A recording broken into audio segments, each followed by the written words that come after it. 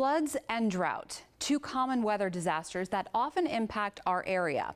Now, after being in and out of a drought for the spring and summer of 2023, conditions won't exactly be improving in the near future. But I wanted to show you some of the biggest impacts we've had from summer and fall droughts. July 1999, the hottest July on record in the Shenandoah Valley, and it was the third driest summer on record.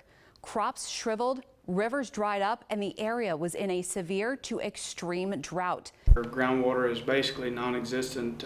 Ponds have been drying up. Page County reported more than half the crops in the county lost. Augusta County reported every cash crop at a 70% loss.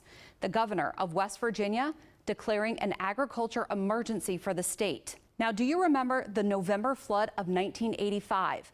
A remnant tropical system led to devastating flooding across the entire area. But by the spring of 1986, we were quickly back in a drought, and that continued through the summer. Farmers are reporting low hay yields and dry pastures.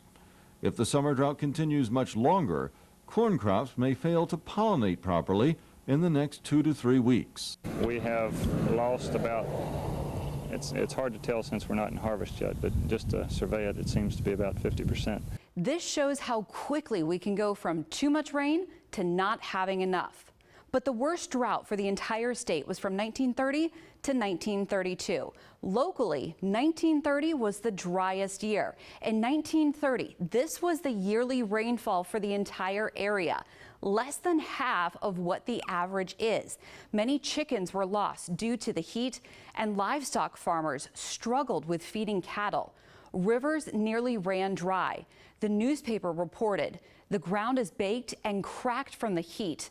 July 1930 set the record for the most 100-degree-plus days in the area.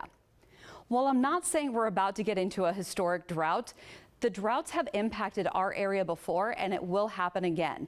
At least with hurricane season, this brings the better potential for widespread rain, but it's not a guarantee.